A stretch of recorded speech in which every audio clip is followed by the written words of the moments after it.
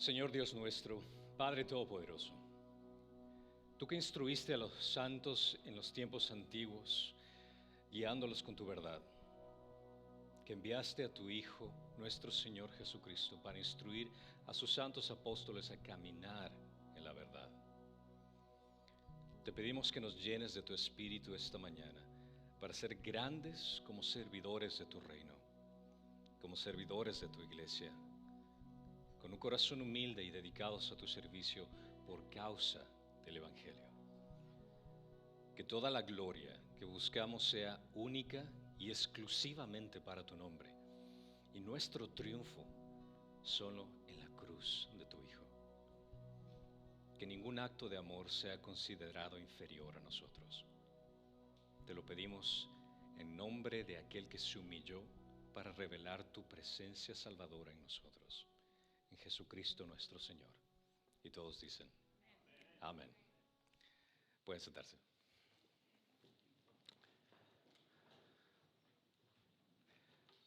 Un gusto de verlos nuevamente.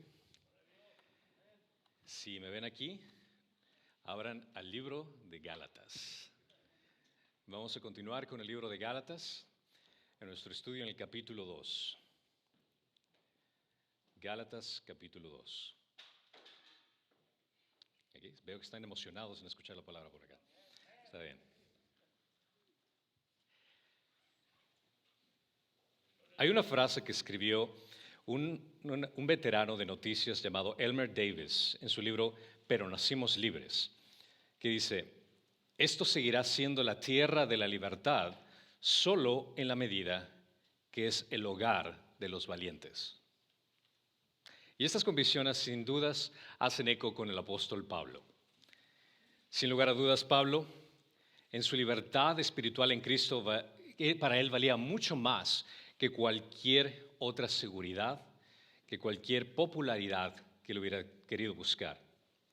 Estaba dispuesto a luchar por esa libertad, como lo vamos a ver en esta sección en Gálatas capítulo 2. Y aquí vamos a encontrarnos con una serie de eventos que ocurren en la Biblia. Y me gustaría aclarar este punto muy importante. La Biblia no está organizado en un aspecto cronológico. Es decir, que cuando tú leas la Biblia te vas a topar con ciertos libros que están en tiempo en diferentes libros. Por ejemplo, si lees en el Antiguo Testamento te vas a topar con el libro de los Reyes o Crónicas, que los profetas están incluidos dentro de esos libros. Igual funciona en el Nuevo Testamento. En el Nuevo Testamento, cuando lees el libro histórico de Hechos, te vas a topar con ciertas cartas que están incluidas dentro del libro de Hechos. Y esta es una parte de la sección que vamos a ver de lo que ocurre aquí, que es la primera pelea que Pablo tuvo por la libertad cristiana en el primer concilio de Jerusalén. Esto ocurre en Hechos capítulo 15, del 1 al 35. Y Pablo lo que hace aquí en Gálatas 2, del 1 al 10, es mencionar acerca de este evento que ocurrió en esa instancia. Después viene en su segunda reunión privada con Pedro, que habla desde el Gálatas capítulo 2, del 11 al 21. Si Pablo hubiera estado indispuesto a luchar por esta guerra espiritual, la iglesia en el primer siglo podría haberse convertido solamente en una secta judía. Y hoy estaríamos en una iglesia de una mezcla de gracia con el hecho de legalismo. Pero, debido a que Pablo estaba defendiendo la fe, él se mantuvo libre del legalismo y fue llevado a los gentiles con una bendición. Fue para aclarar lo que estaba ocurriendo en este punto. Entonces, si leemos el libro de Gálatas, el capítulo 2, vamos a encontrarnos que se trata acerca de diferentes eventos que ocurren aquí. Y la primera instancia para poder hablar de esto es de esta reunión que tuvieron. Para poder hablar de la reunión que tuvieron, me gustaría presentar ciertos personajes que son importantes que tenemos que conocer, que estaban en el primer concilio que se dio a la iglesia, el concilio de Jerusalén. Así que debemos de familiarizarnos con ellos muy importantemente. Sí me funciona el PowerPoint, claro. Si no, pues van a tener que imaginarse estos personajes. Bueno, vamos con el primero, que viene a ser Pablo. Ustedes ya tienen una idea de Pablo, hemos hablado de Pablo en Gálatas capítulo 1, acerca de qué es lo que hizo, de cuál fue su trascendencia, viniendo a ser desde un perseguidor de la iglesia, aquel que estaba tan apasionado por expandir la ley basada en Moisés, pero al encontrarse con Cristo, cambió de ser el perseguidor de la iglesia a ser el plantador de iglesias, a ser ese individuo que estaba apasionado por predicar el Evangelio. Fue un líder religioso y pasó a ser un apóstol servidor del gran Señor. Él expandió el mensaje de salvación y 2/3 del Nuevo Testamento han sido escritos por él. Vamos ahora con este personaje que también algunos de ustedes deben conocer, que se llama Bernabé. Este fue uno de los grandes amigos de Pablo. Cuando Pablo trató de ingresar a la iglesia, cuando él recién había conocido a Cristo, cuando fue su transformación, él quería tener una conexión con los apóstoles, pero obviamente por circunstancias, los apóstoles tenían miedo acerca de este Pablo que comenzaba a perseguir a la iglesia. Por ende, no tenían tanta apertura para dejarlo entrar en su círculo. Pero Bernabé fue esta persona que ayudó a entrar a Pablo dentro del círculo de los apóstoles. Si leemos en Hechos capítulo 9, del 26 al 28, menciona, cuando llegó a Jerusalén trataba de juntarse con los discípulos, está hablando aquí Pablo, y todos le temían, no creyendo que era discípulo.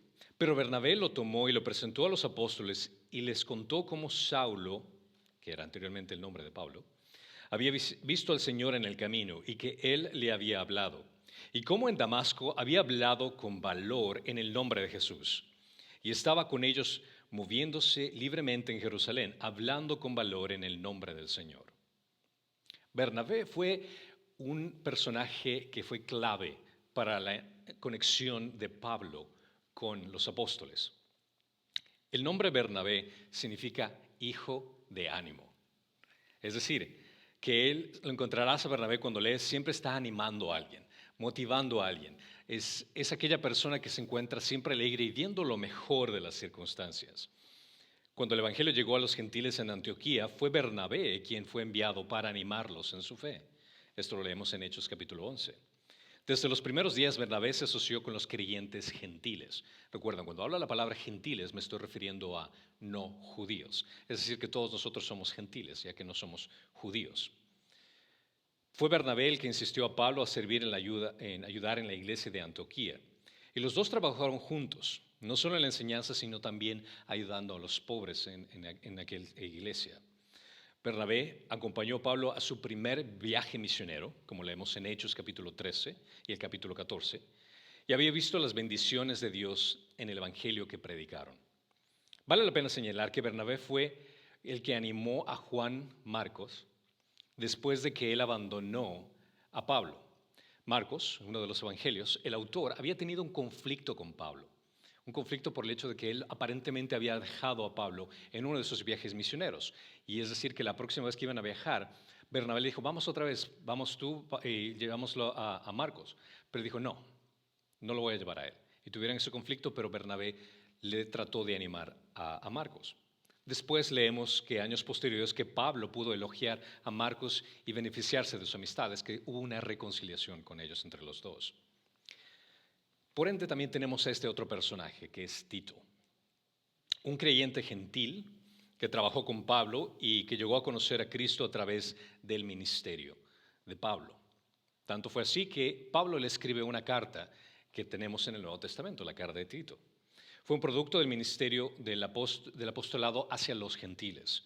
Fue llevado a una conferencia, fue llevado incluso a esta conferencia, fue parte de esta conferencia en Jerusalén, como una prueba del testimonio de cómo Dios transforma a la gente, y él siendo gentil es una demostración de que el Espíritu Santo había sido depositado en él. En años posteriores, Tito ayudó a Pablo yendo a algunas de las iglesias más difíciles para ayudarlo a resolver sus problemas. Esto lo encontramos en 2 Corintios capítulo 7 y la carta de Tito, que habla más en detalle de este punto. Con esto quiero aclarar algo que enfatizo siempre. Si tú eres un cristiano que ha nacido nuevamente, siempre mi consejo va a ser este. Tú necesitas un Pablo en tu vida. Tú necesitas un Bernabé en tu vida y tú necesitas un Tito en tu vida. Puede ser un Tito o Timoteo, viene a ser los dos en la misma categoría, pero vamos a usar Tito por esta vez. ¿Por qué un Pablo? Si es que tú eres un cristiano nacido nuevamente, tú necesitas de una persona que sea espiritualmente madura, que te pueda ayudar a crecer en el Señor, que te pueda motivar a conocer más acerca de Cristo. Aquella persona a la cual tienes que rendir cuentas acerca de tu comportamiento. Aquella persona que te puede hacer esas preguntas difíciles que los demás no te van a hacer. El que te va a ayudar a glorificar a Dios en tu vida personal, con tu matrimonio, en tu trabajo. Y el que te va a ayudar a enamorarte más de Cristo. Todos necesitamos un Pablo. Y si no tienes, ora por un Pablo. Ora para encontrar un Pablo. También necesitamos un Bernabé. Un Bernabé viene a ser ese amigo, esa persona a la cual no tienes que impresionar, que te conoce perfectamente tal y como eres, que te conoce en las buenas y en las malas, que te motiva a seguir adelante. Para mí mi Bernabé es Alfredo, lo conozco desde hace muchos años, no tengo por qué impresionarlo en ningún sentido, él me conoce en las buenas y en las malas. Y es bueno tener a alguien con que puedas confiar, que puedas abrirte de esa forma. También necesitas un Tito. ¿Qué quiere decir esto? Que tú necesitas buscar a alguien que puedas discipular, a una persona que le ayudes a crecer a conocer a Cristo. Es decir, que tú te conviertas en ese Pablo de aquella persona. Y este principio lo hablo específicamente por lo que menciona en Mateo 28, 19, cuando claramente dice ir a todo el mundo y predicar el Evangelio a todas las naciones. Pero enfatiza el aspecto de hacer discípulos. El hacer discípulos es parte del evangelismo. El hecho de que tú tengas que conectarte con alguien y hacerle crecer en la palabra de Dios es sumamente importante. Sumamente importante. Por ende, necesitamos un Pablo, necesitamos un Bernabé, necesitamos un Tito. Piensa al respecto quién puede ser ese Pablo, quién puede ser ese Bernabé y quién puede ser ese Tito. Y ora al respecto. ¿Quién puedes conectarte para pedirle que sea ese líder espiritual en tu vida? Obviamente, si es que eres un hombre, tienes que buscar un hombre que sea tu Tito. Si es que eres mujer, tienes que buscar una mujer que sea esa persona que te guíe. Esa persona que te guíe y esa persona que tú puedas guiar, que sea mujer. En continuando con este relato, vemos que estos tres hombres eran el grupo que representaba a la iglesia que fue a las afueras, a los gentiles. Y después nos topamos con los pilares de la iglesia que se encuentra en Jerusalén. El primero que vemos aquí es Pedro. Sabemos de su papel prominente en los evangelios, obviamente, así como lo vemos en el libro de Hechos, donde él prácticamente comienza a predicar el evangelio, como Pedro fue al que Jesús se le asignó las llaves, por el cual fue la apertura a la fe a los judíos. En Hechos 2 podemos ver esto, la apertura a la fe a los samaritanos, como podemos ver en Hechos 8, y la apertura a los gentiles, en Hechos 10. Pero vale la pena aclarar, el hecho de que cuando menciona que se le dio las llaves, no significa que él haya sido el primer papa, no significa que él fue donde se fundó la iglesia. Y para aclarar mejor este tema, me gustaría que por favor vayan a Mateo capítulo 16. Vamos a leer esto. Mateo capítulo 16.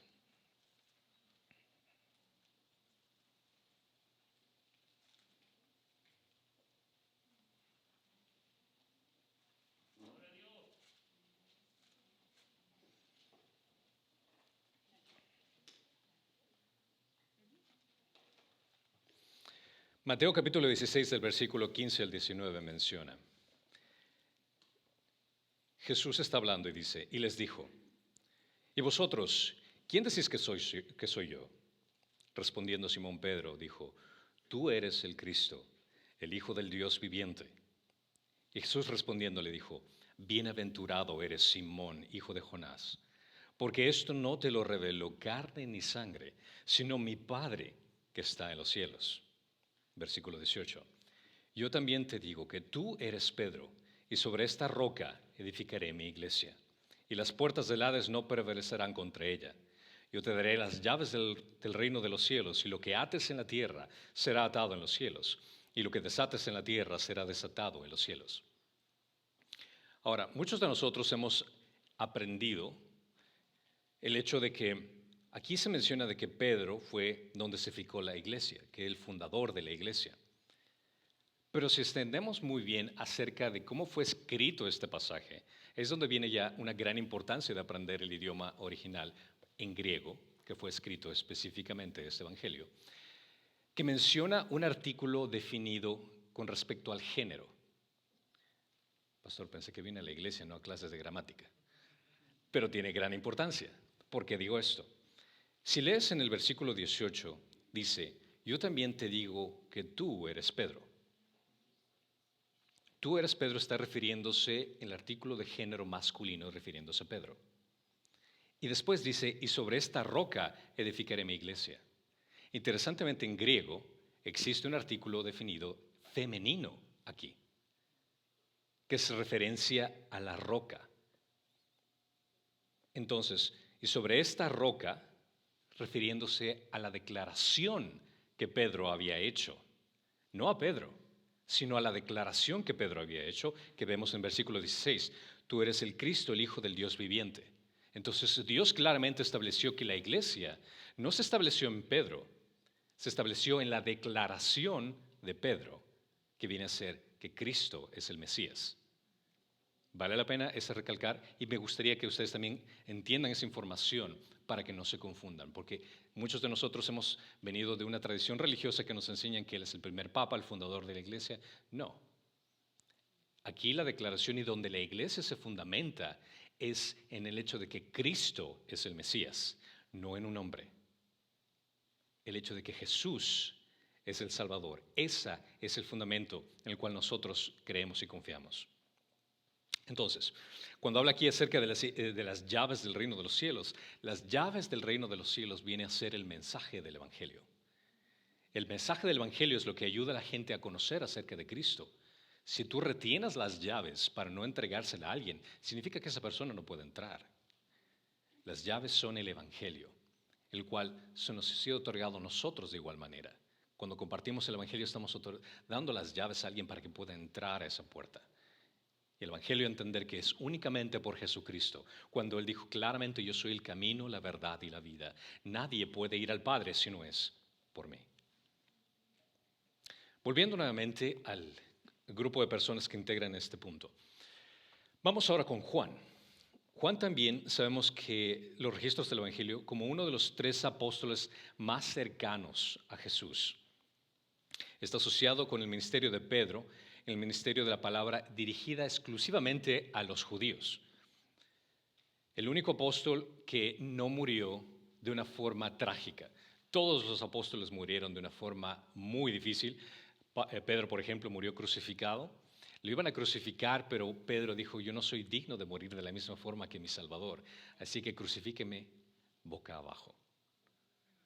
Otros murieron atravesados por lanzas. Juan tuvo que pasar por una situación que fue puesto en como una especie de, imagínate, una olla de aceite hirviendo, pero no murió. Fue salvado a pesar de todo eso. Fue el único que no murió. Después continuamos otro personaje que estaba dentro de este concilio y quizás el que necesita un poco más de introducción, que es Jacobo, también conocido como Santiago. Él era hermano de Jesucristo y no debe confundirse con el apóstol Santiago, que fue muerto por Herodes, como lo leemos en Hechos capítulo 12, del 1 al 2. A ver, pastor, ¿me acabas de decir que Santiago, él era hermano de Jesús? Ya. El registro de los evangelios indica que María y José tuvieron otros hijos e hijas. Y Santiago estaba entre ellos. Si quieres más referencia al detalle, puedes tomar en tus notas en Mateo capítulo 13, 55, claramente dice, ¿no es este el hijo del carpintero? Aquí están viendo judíos que están hablando acerca de Jesús y Jesús está ahí presente y asombrados acerca de lo que él estaba haciendo. Dice, ¿no es este el hijo del carpintero? ¿No se llama su madre María y sus hermanos Jacobo, José, Simón y Judas? Claramente está diciendo quiénes son los hermanos de Jesús. Ahora, me he encontrado a veces en debates con personas católicas que mencionan, no, pero es que esa palabra hermano significa primos. Lo siento, pero cuando lees en griego, adelphos, que es en griego, habla específicamente de hermanos nacidos de sangre ya sea de madre o padre. Y nuevamente, no solo Mateo lo dijo esto, sino que Marcos también lo menciona en capítulo 6, versículo 3. ¿No ese es el carpintero, el hijo de María y hermana de Jacobo, que viene a ser Santiago, José, Judas y Simón? ¿No están sus hermanas aquí con nosotros? Y se escandalizaban a causa de él. Es decir, que Jesús tuvo medios hermanos y medias hermanas.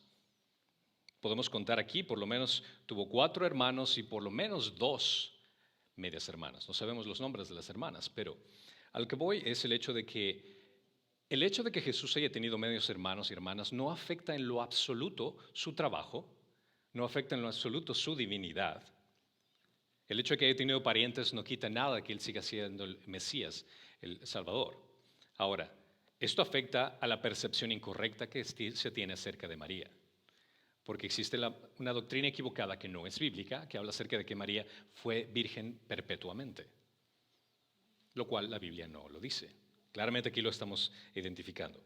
Por supuesto, Jesús nació por el poder del Espíritu y no por ser producido de una forma natural, como leemos en Mateo capítulo 1 del 18 al 25 y Lucas capítulo 1 del 26 al 38. Los hermanos y hermanas de nuestro Señor no creyeron en Él durante su ministerio terrenal. Esto lo vemos en Juan capítulo 7, del 1 al 5. Imagínate qué difícil nacer en una familia donde Jesús es tu hermano. Ya veo a José y María. ¿Por qué no puedes ser más como tu hermano? Sí, pues, es perfecto. Sin embargo, encontramos que sus hermanos, los vemos asociados con los creyentes en la iglesia primitiva, en Hechos capítulo 1 del 13 al 14. Es decir, que después de la resurrección, ellos entendieron que su medio hermano era el Salvador que estaban esperando por tantos años y se unieron a la iglesia. Pablo nos informa que el Cristo resucitado se le apareció a Santiago. Jesús se apareció a su medio hermano, se reveló a su medio hermano. Y este fue el punto que cambió la vida de Santiago, como lo vemos en 1 Corintios capítulo 15 del 5 al 7. Jacobo, como se le nombra, o Santiago, viene a ser el mismo nombre, fue el líder de la iglesia primitiva en Jerusalén.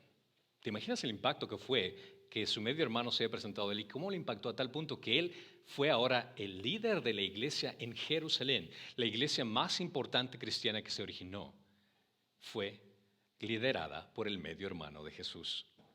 Esto está en Hechos 15 y en Hechos 21 también vamos a observar esto.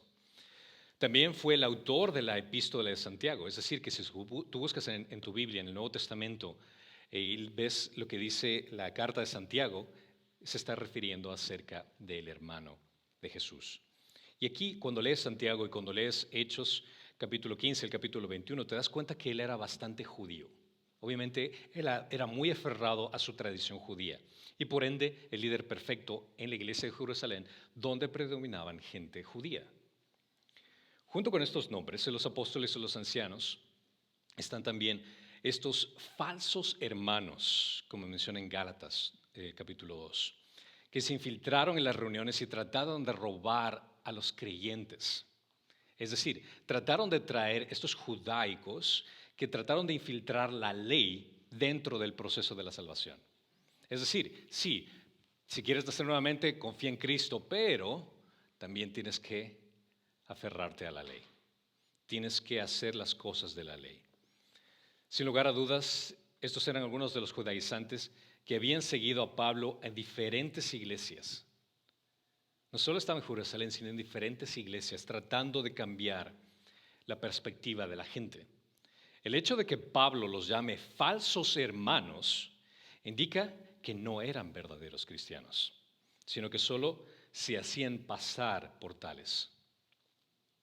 Si es que esto ocurrió en la iglesia primitiva, déjame decirte que en este cuarto tenemos creyentes y no creyentes. En esta sala hay personas que tal vez han venido por muchos años y tal vez no sean creyentes. Si es que esto ocurrió en la iglesia primitiva, también está ocurriendo en este momento. Y si te digo esto, no es para asustarte, sino para realmente hacerte caer en cuenta si realmente tienes una relación con Cristo. Porque el hecho de que vengas a la iglesia, eso no te hace ser cristiano. El hecho de que tú hayas nacido en una familia cristiana tampoco te hace ser cristiano. Dios tiene hijos, pero no tiene nietos. Si es que alguna vez escuchas que yo he nacido en una familia cristiana, yo he sido cristiano desde que nací, discúlpame, pero eso no es posible. Una persona que nace nuevamente tiene que venir en convicción personal ante Dios, con un corazón arrepentido, confiando única y exclusivamente en lo que Cristo ha hecho por él, el hecho que murió en la cruz por él o por ella, y recibiéndolo como su Señor y Salvador. Así que cuando llegues al cielo, te vas a sorprender de aquellos que vas a ver ahí. De la misma forma que te vas a sorprender de aquellos que esperabas verlos ahí y no están. ¿Y por qué digo esto? Porque esto es algo que aclara en Mateo capítulo 7, del 21 al 23. No todo el que me dice Señor, Señor entrará en el reino de los cielos, sino el que hace la voluntad de mi Padre que está en los cielos. Muchos me dirán en aquel día, Señor, Señor, no profetizamos en tu nombre, y en tu nombre echamos fuera demonios, y en tu nombre hicimos muchos milagros. Y entonces les declararé, jamás os conocí. Apartaos de mí, los que practican la iniquidad. Si solo leer eso me da escalofríos.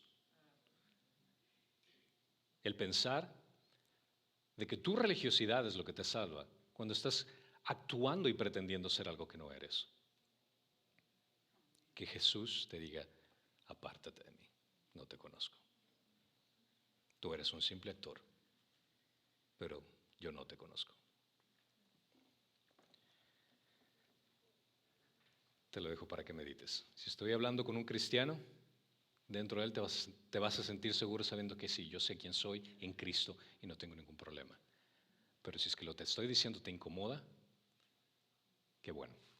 Y espero que sea el Espíritu Santo que te traiga esa convicción de venir a Cristo y entregarle tu vida por completo, no a medias, no una cierta sección y que solo eres cristiano y hablas de Dios únicamente los domingos cuando actúas como huérfano el resto de la semana.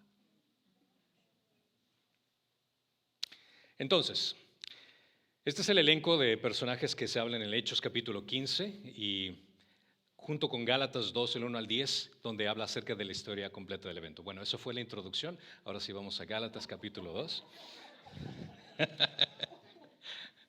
Gálatas capítulo 2, del 1 al 2.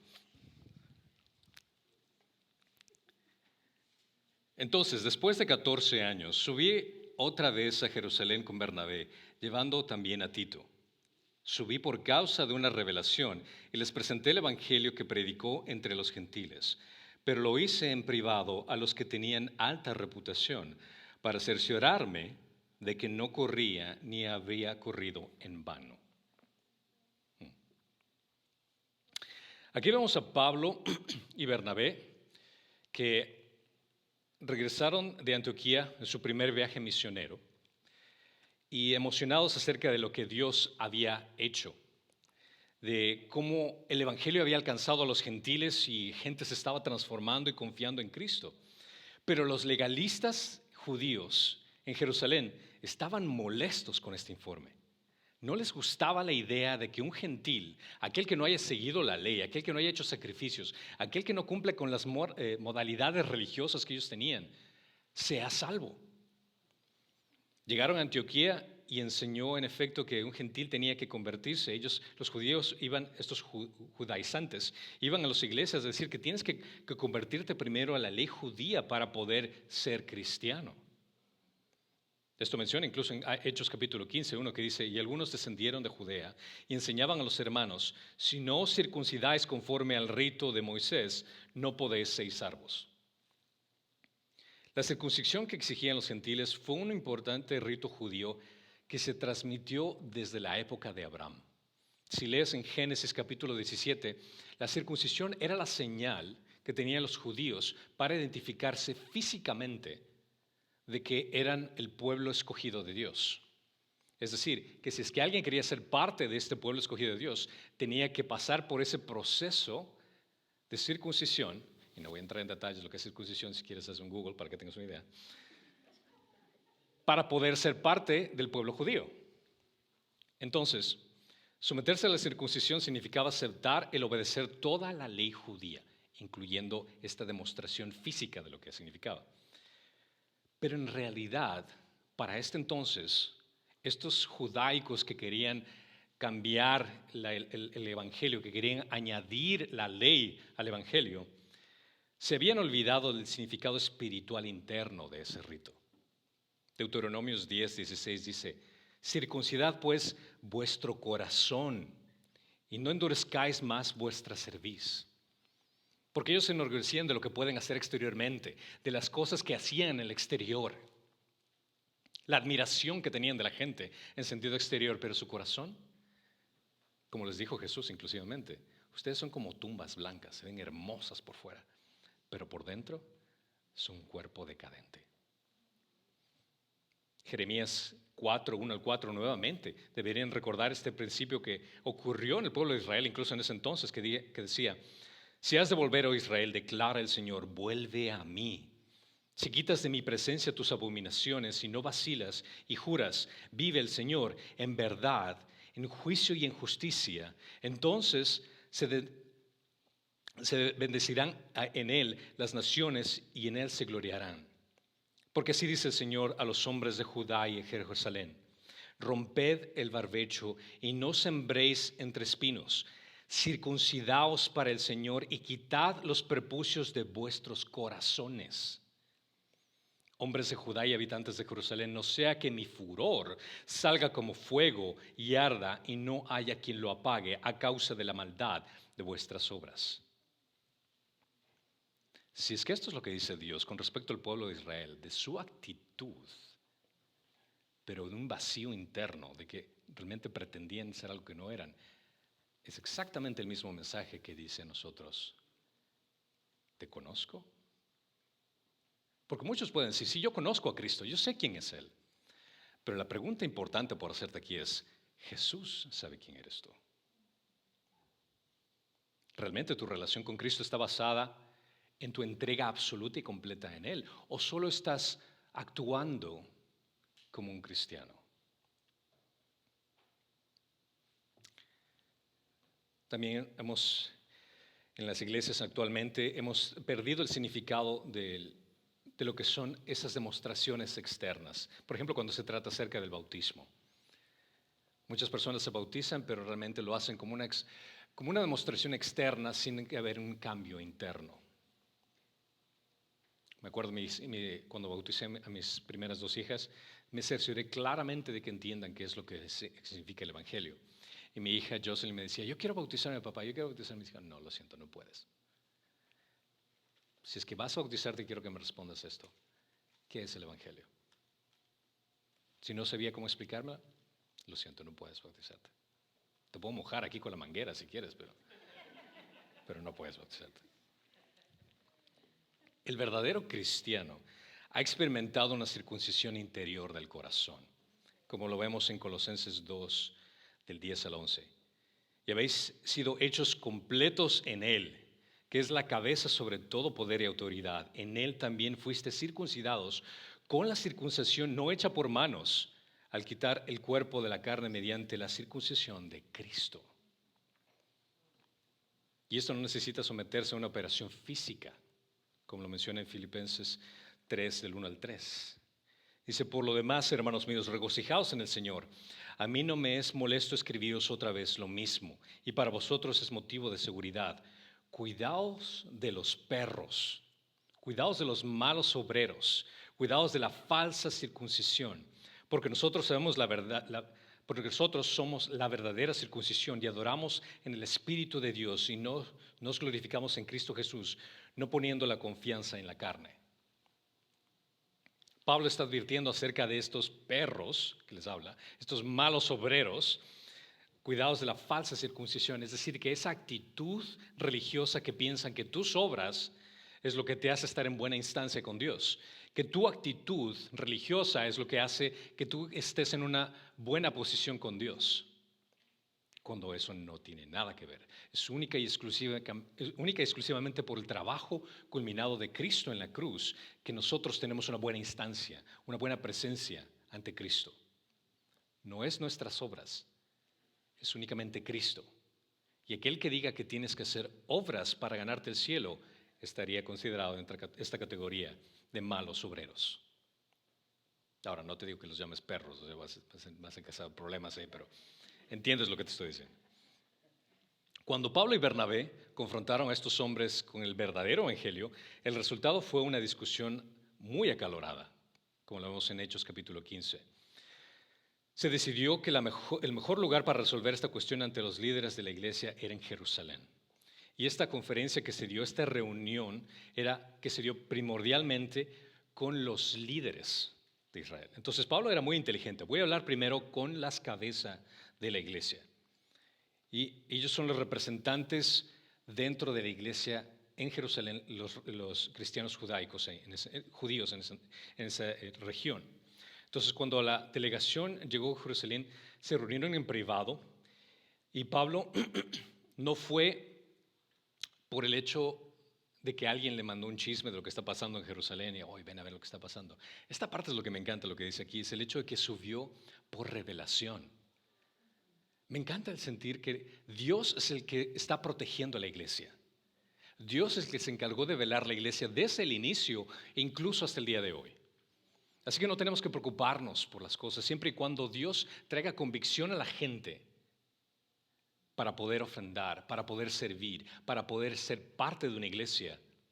No tenemos por qué preocuparnos. Dios se va a encargar de esta iglesia como cualquier otra.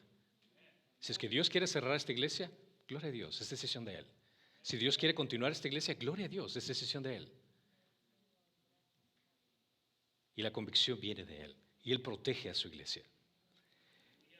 Y el Señor le dio sabiduría para reunirse primero con los líderes que pueda presentar este caso acerca de esta idea de traer la ley. Cuando nosotros meditamos en la palabra de Dios, cuando nosotros memorizamos la palabra de Dios, es impresionante cómo Dios trae en el momento adecuado la sabiduría para poder usar esta espada de doble filo en el momento apropiado. Y es exactamente que honramos a Dios cuando nos mantenemos firmes en la verdad de su palabra en contra de la obstinada oposición y los engaños del mundo. Déjame repetir esto. Honramos a Dios cuando nos mantenemos firmes en la verdad de su palabra contra la obstinada oposición y engaños del mundo. Gálatas 2:2 continúa: subí por causa de una revelación y les presenté el evangelio que predicó entre los gentiles, pero lo hice en privado a los que tenían alta reputación para cerciorarme que no corría ni había corrido en vano. Ahora, ¿qué quiere decir esto que corría o no corría en vano? ¿Eso quiere decir que Pablo no estaba seguro de su mensaje, no estaba seguro de su ministerio? No, eso no tiene nada que ver en lo absoluto. Su conducta en el camino cuando estaba yendo a esta conferencia no tenía que ver con la duda con respecto al evangelio. Lo que estaba preocupado era el futuro del mensaje del evangelio en los gentiles. Si es que esto estaba ocurriendo en la iglesia de Jerusalén, y si es que se iba a establecer de que no, tienes que ser cristiano si es que cumples la ley más Cristo, eso iba a dañar a su ministerio a los gentiles. A eso es lo que quiere decir, entonces estaría corriendo en vano. Estaría ministrando en vano si es que eso es lo que se va a establecer en la iglesia principal en Jerusalén. Entonces, si los pilares se pusieran del lado de los judaizantes o trataran de comprometer el evangelio, entonces el ministerio de Pablo estaría en peligro. Si es que los líderes que estaban en esta iglesia hubieran ido a favor, entonces el mensaje y el ministerio de Pablo hubiera sido en vano. Él quería arreglar las cosas con los apóstoles antes de enfrentarse a toda la asamblea. De lo contrario, podría haberse dado una división de 3 bandos en esa discusión. Fue muy inteligente en ir primero con la cabeza. Vamos a tratar con el problema y hablar con las personas que van a influenciar al resto de personas. ¿Cuál fue el resultado de esta consulta privada? Los apóstoles y los ancianos reconocieron el verdadero mensaje del evangelio, que es por gracia únicamente que somos salvos, no por la ley. La ley únicamente nos ayuda a entender nuestra decadencia. La ley únicamente nos ayuda a entender la urgencia y la necesidad que tenemos de un Salvador. Esa es la única función de la ley. No se debe añadir absolutamente nada al Evangelio. Y aquí es donde viene después ahora la reunión pública. Si vamos a Gálatas capítulo 2, del 3 al 5, continuamos. Pero ni aun Tito, que estaba conmigo, fue obligado a circuncidarse, aunque era griego. Y esto fue por causa de los falsos hermanos introducidos secretamente, que se habían infiltrado para espiar la libertad que tenemos en Cristo Jesús, a fin de someternos a esclavitud, a los cuales ni por un momento cedimos para no someternos, a fin de que la verdad del Evangelio permanezca en vosotros. Y de aquellos que tenían reputación de ser algo, lo que eran, nada me importa.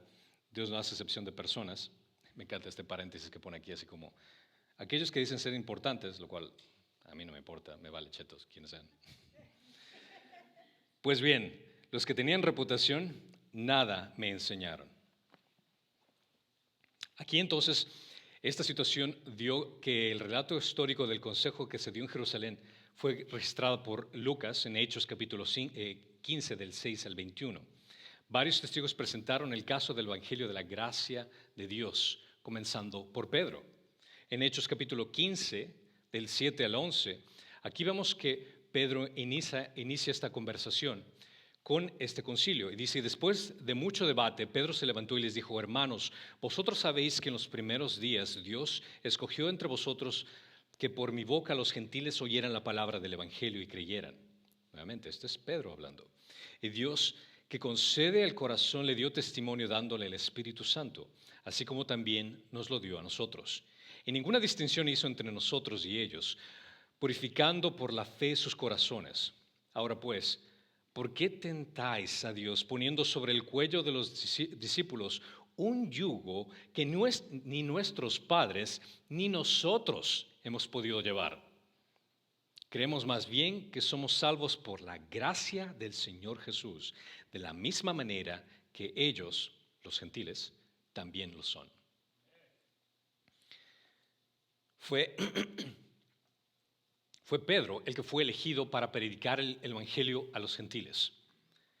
Fue Pedro que fue elegido para abrir la puerta para predicar el Evangelio a los judíos y gentiles, igual de la misma forma.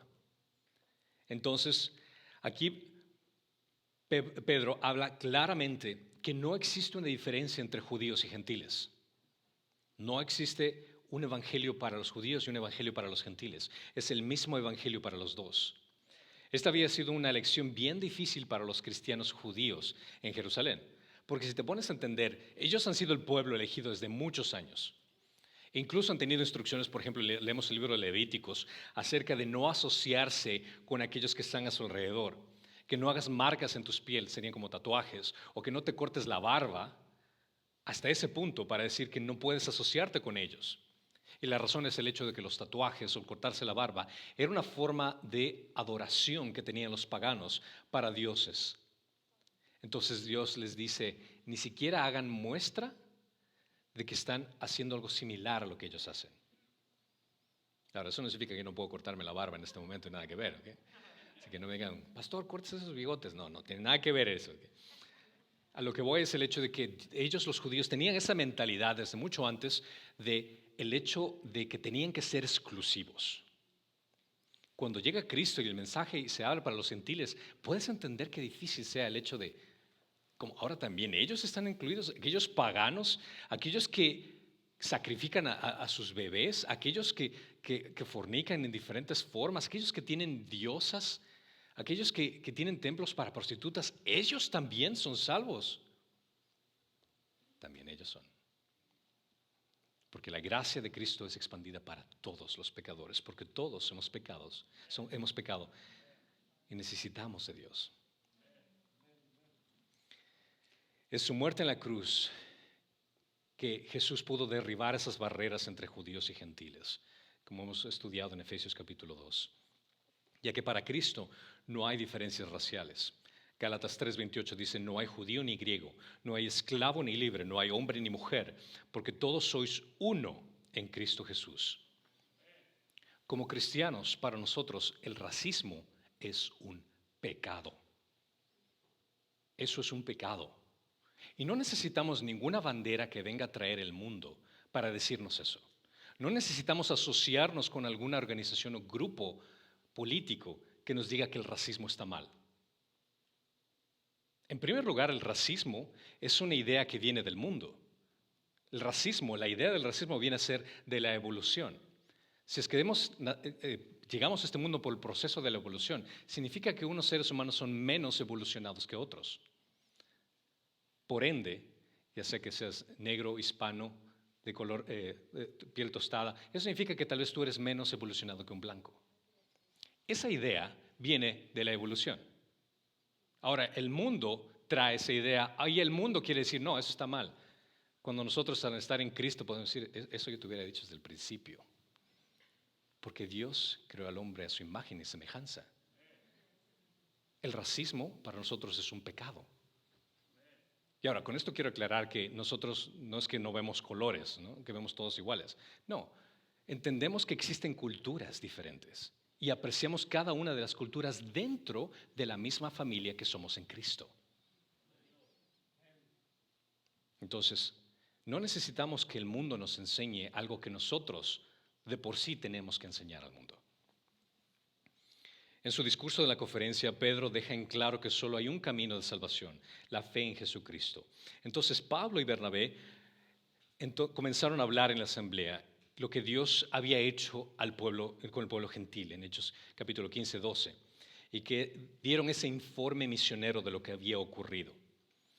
Pero los falsos hermanos que estaban allí debieron haber debatido con Pablo y Bernabé, pero los dos soldados estuvieron firmes. No se doblegaron ante la verdad. Hablaron acerca del Evangelio.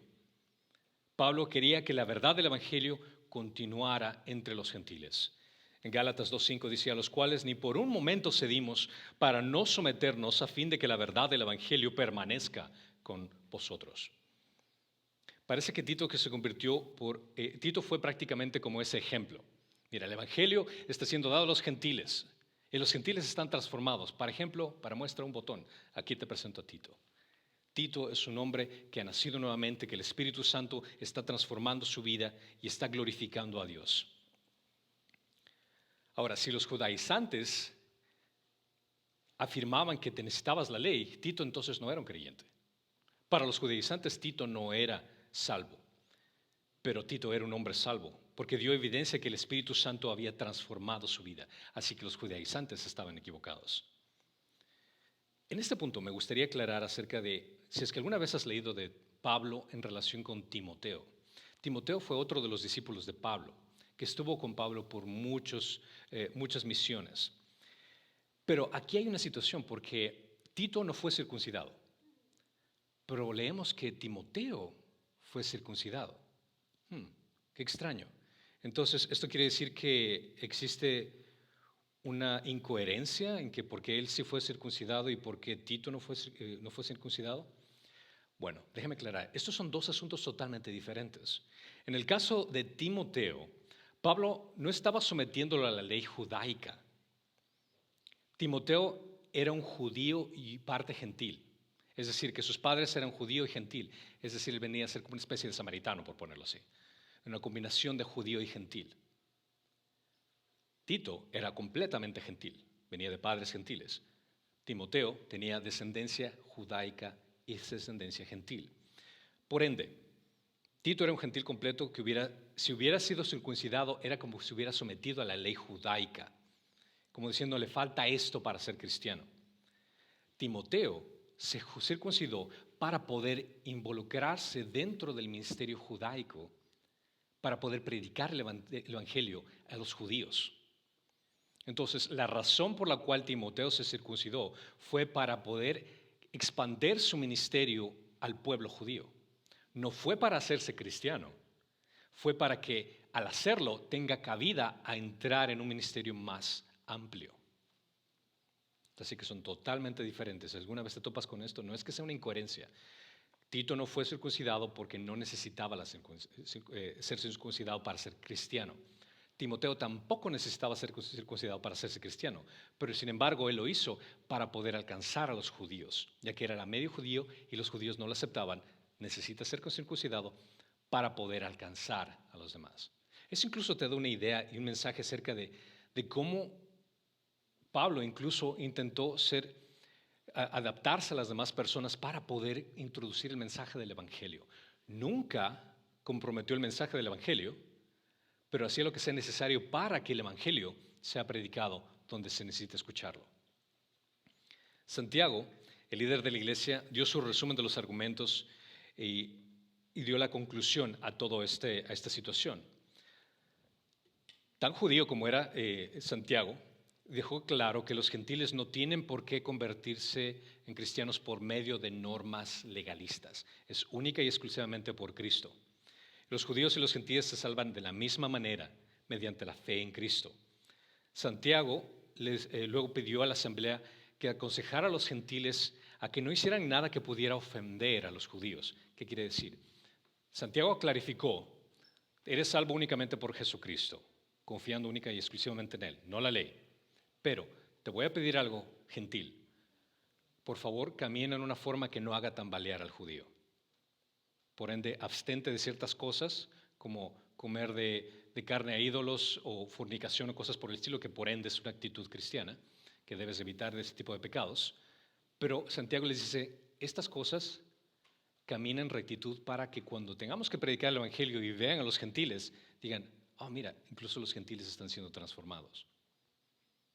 Eso fue lo que Santiago les pidió a los gentiles, no para ser salvos, no es que el hecho de que Jesús más estas normas, no estaba comprometiendo el Evangelio, solo estaba diciendo, ya son cristianos, solo camina con dignidad para no hacer tambalear a los otros.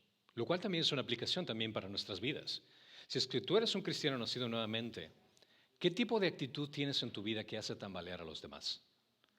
Tal vez estás haciendo algo que hace poner en tela de duda el hecho de lo que significa ser un embajador de Cristo. ¿Estás mal representando a Jesús? Pablo ganó la batalla. Su punto de vista prevaleció en la reunión privada, que era con los líderes, y después en el grupo principal. Esto nos recuerda claramente que él honró a Dios manteniéndose firme en la verdad, manteniéndose firme en su palabra, a pesar de la obstinada oposición de los judaicos que venían una y otra vez, y a pesar de los engaños del mundo. Siglos más tarde, los cristianos de hoy en día necesitan apreciar de nuevo la posición del valiente Pablo y de sus compañeros que tomaron en esta libertad que tienen el Evangelio. Defendieron la verdad del Evangelio. La preocupación de Pablo era que la verdad del Evangelio era más importante que la paz en la iglesia. ¿A qué quiere decir esto? Es el hecho de que la verdad del Evangelio tiene que prevalecer. Y si es que esto causa molestia en la iglesia, no me importa, porque es el Evangelio lo que es importante. No me voy a dejar llevar por emociones el tratando de que complacer ciertas personas para que se sientan bien. Y no voy a tergiversar el Evangelio para que otros se sientan a gusto. La paz a cualquier precio no era la filosofía de Pablo y no debería ser la nuestra. La verdad tiene que prevalecer. Nunca antepongas tus sentimientos y preferencias a la verdad de la palabra de Dios. Si es que el mundo te dice que la homosexualidad está bien, lo siento, pero no lo es. No porque yo lo diga, no es porque es mi opinión, no es porque a mí no me guste, es porque la palabra de Dios claramente lo establece. No me importa si es que la gente dice, bueno, es que tenemos que apreciar la identidad de género, aquellos que se identifican como hombres y después quieren identificarse como mujeres o viceversa. Digo, lo siento, pero Dios lo habla de una forma diferente. Tampoco voy a apoyar el aborto, por más de que quieran ponerle diferentes tipos de temas. No me importa qué es lo que el mundo traiga. Yo no voy a comprometer la verdad de la palabra de Dios solo por quedar bien con la gente. A pesar de que eso cuesta tu posición, tu trabajo, tu seguridad, nosotros tenemos que recordar a Pablo y estar firmes en la verdad de Dios. Porque al final de cuentas, considera, no importa lo que puedas perder aquí en este mundo, es irrelevante. Nosotros solo somos peregrinos en este mundo. A quien tenemos que rendir cuentas de la verdad de la cual honramos es al Dios Todopoderoso que dio su vida por nosotros. Así tengamos que ir en contra de la corriente. Así cueste lo que nos cueste. En esta vida es un parpadear comparado con toda la eternidad. Cualquier sufrimiento que podamos experimentar aquí es nada en comparación. Desde la época de Pablo, los enemigos de la gracia han estado tratando de agregar algo al sencillo evangelio de la gracia de Dios. Nos dicen que un hombre es salvo si es que haces buenas obras, si es que cumples los mandamientos, si es que te bautizas, si es que eres miembro de la iglesia, si es que haces rituales religiosos. Pero Pablo deja muy claro que todos estos pensamientos están equivocados. De hecho, Pablo pronuncia una maldición sobre cualquier hombre o cualquier ángel que predique un evangelio diferente al evangelio de la gracia de Dios. Esto es algo serio. El alterar el evangelio es algo muy, muy serio. Y por último, Gálatas capítulo 2 del 6 al 10 concluye. Y de aquellos que tenían reputación de ser algo pero que no lo eran, nada me importa, Dios no hace excepción de personas. Pues bien, los que tenían reputación nada me enseñaron, sino al contrario, al ver que se había encomendado el evangelio a los de la incircuncisión, así como Pedro lo había sido a los de la circuncisión. Porque aquel que obró eficazmente con Pedro en su apostolado a los de la circuncisión, también obró eficazmente para conmigo en mi apostolado a los gentiles. Y al reconocer la gracia que se me había dado, Jacobo, Pedro y Juan, que eran considerados como columnas, nos dieron a mí y a Bernabé la diestra de compañerismo para que nosotros fuéramos a los gentiles y ellos a los de la circuncisión. Solo nos pidieron que nos acordáramos de los pobres, lo mismo que yo estaba también deseoso de hacer. Los judaizantes esperaban que los líderes de la iglesia de Jerusalén no estuvieran de acuerdo con Pablo. Por el contrario, Pablo deja en claro que él mismo no estaba impresionado con las credenciales de estos líderes religiosos. No estoy hablando acerca de Juan, de Pablo, sino de aquellos judaizantes. Los confrontó y dejó muy claras las cosas. Y Pablo no tenía ninguna preocupación en ese sentido. Puede que no nos guste la confrontación, pero debemos ser sabios y valientes para enfrentar las mentiras y el engaño. Lo único necesario para el triunfo del mal es que los hombres buenos no hagan nada. Si es que sabes que hay una mentira, un engaño que va en contra de la palabra de Dios, el hecho de que tú no hagas nada significa que estás incrementando ese problema. Tenemos que honrar a Dios cuando nos mantenemos firmes en la verdad de su palabra, en contra de la obstinada oposición y los engaños del mundo. No solo esta asamblea definió claramente, estableció lo que el Evangelio decía, sino que también dijo a los opositores de Pablo que esto no se va a admitir en la iglesia. ¿Se podría añadir el mensaje al Evangelio? No, en lo absoluto, no se añade absolutamente nada. Todos somos uno en Cristo, sea judío o gentil. El Evangelio nos une. Sin embargo, los líderes reconocieron que Dios había asignado diferentes ministerios. Había un ministerio para los judíos y había un ministerio para los gentiles. Pedro estaba a cargo, al igual que Santiago y Juan, estaba a cargo del ministerio de los judíos. Pablo, Bernabé, Tito, Timoteo comenzaron a enfatizarse en el ministerio de los gentiles. Por lo tanto, cuando se habla acerca del evangelio de circuncisión y el evangelio de la incircuncisión, no se está hablando de dos mensajes diferentes, se está hablando de dos ministerios diferentes con un enfoque central que viene a ser Cristo únicamente, por gracia del regalo de salvación que nos da. Entonces, esto no significa tampoco que Pablo no estaba interesado en los judíos. Leemos claramente Pablo en Romanos 9, del 1 al 3, que él estaba dispuesto incluso hasta dar su vida, de ser necesario, para que sus hermanos judíos puedan conocer a Cristo.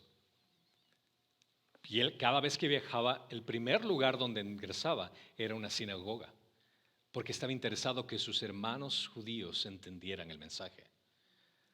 Pero como no lo hicieron, ahí se ven ustedes, me voy a los gentiles. Y los gentiles estaban deseosos de escuchar ese mensaje. Lo aceptaron a manos abiertas. Necesitamos de ese Salvador, necesitamos de ese Señor, de esa misericordia de Dios. Tampoco Pedro estaba excluido de los gentiles. Si recuerdan, Pedro fue el que inició la conexión con los gentiles cuando Dios le había dado esa oportunidad de hacerlo. Este concilio en Jerusalén comenzó con una gran posibilidad de división y disensión. Sin embargo, terminó en cooperación y acuerdo.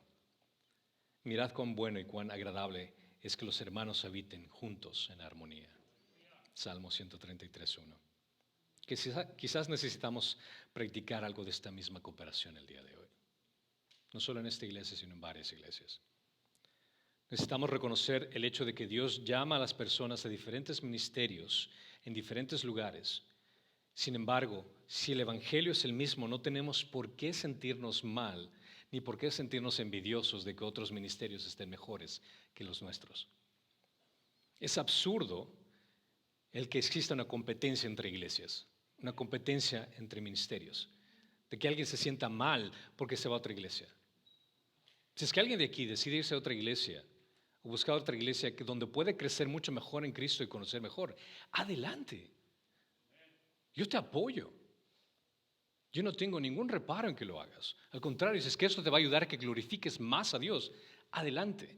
Si es que la iglesia tal vez que está más abajo en la esquina está glorificando a Dios y la gente está convirtiéndose, apoyaría sobremanera esa iglesia. La idea es dónde estás creciendo, dónde estás conociendo más de Cristo, dónde tu vida está haciendo un impacto, no solo en tu familia, sino en tu iglesia, en tu comunidad. Pedro fue un gran hombre y quizás el principal apóstol. Sin embargo, él rindió gustosamente el ministerio a Pablo.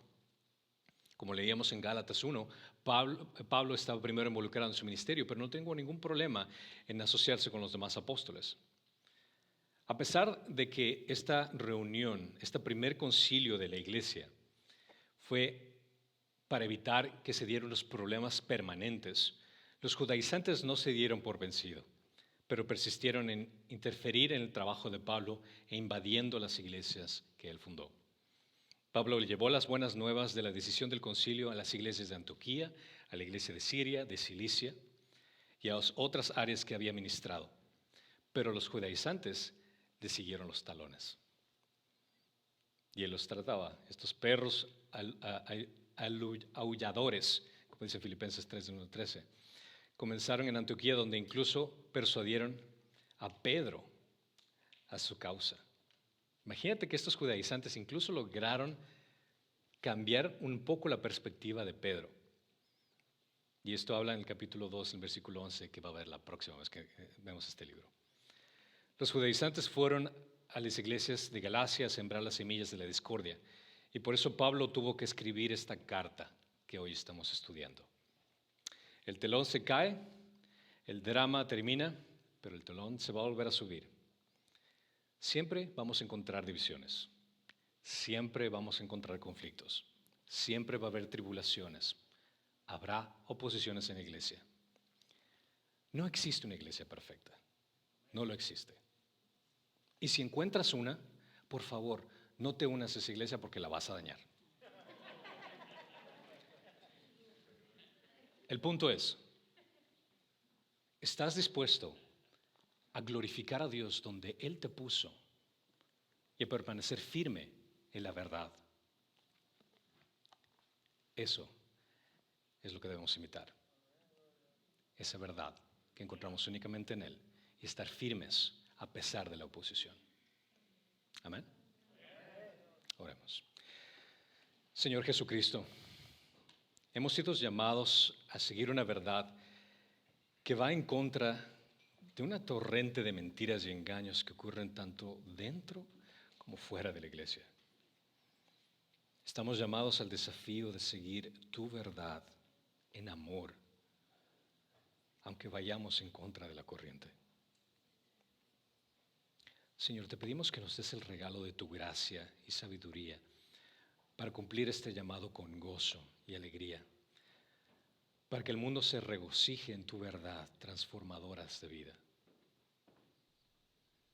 Haznos uno en la iglesia, como tú eres uno, con el Padre y el Espíritu Santo, esta hermosa Trinidad eterna que vive en armonía y comunión armoniosa. No permitas que el enemigo cause división o discordia en el cuerpo de Cristo.